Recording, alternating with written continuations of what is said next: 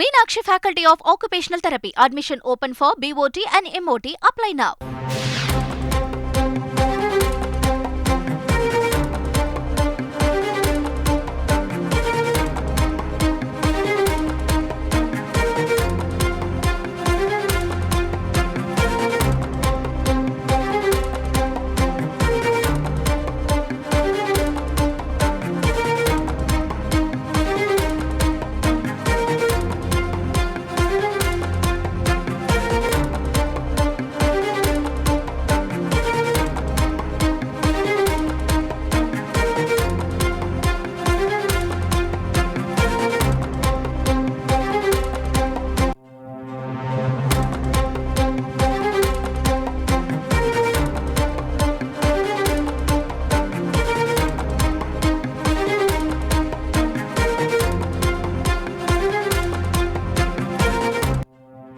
இலங்கை கடற்படையினரால் சிறைபிடிக்கப்பட்டுள்ள 25 மீனவர்களையும் படகுகளையும் உடனடியாக விடுவித்திட நடவடிக்கை எடுக்க வேண்டும் என மத்திய வெளியுறவுத்துறை அமைச்சர் ஜெய்சங்கருக்கு முதலமைச்சர் ஸ்டாலின் கடிதம் எழுதியிருக்கிறார்.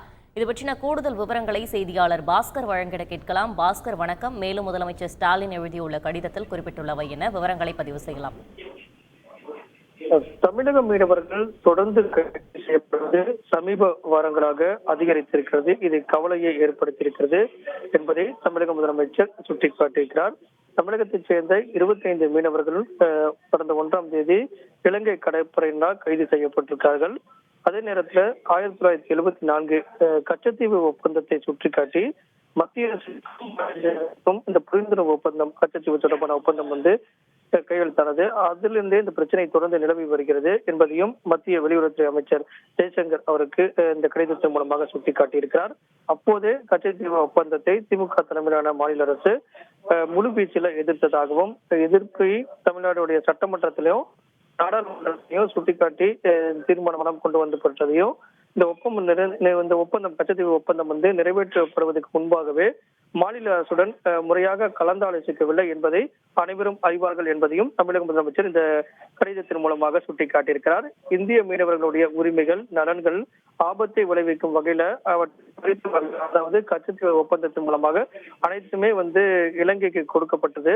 இதை மீட்டெடுக்க மத்திய அரசு தான் நடவடிக்கை எடுக்க வேண்டும் அப்படிங்கறத இந்த கடிதத்துல சுட்டிக்காட்டியிருக்கிறார். மறைந்த திமுக தலைவரும் தமிழக முதலமைச்சருமான கருணாநிதி உச்சநீதிமன்றத்தில் கூட இது தொடர்பாக ஒரு பிரமாண பத்திரம் தாக்கல் செய்து மத்திய அரசு மேற்கொண்ட அனைத்து நடவடிக்கை அரசியலமைப்புக்கு எதிரானது என்பதையும், கச்சத்தீவு மீட்கப்பட வேண்டும் என்பதற்கான நடவடிக்கை எல்லாம் சுட்டிக்காட்டியிருக்கிறார். பாஜக தலைமையிலான அரசு தொடர்ந்து 3வது முறையாக ஆட்சியில் இருந்தாலும் இந்த பிரச்சனை என்பது தீரவில்லை.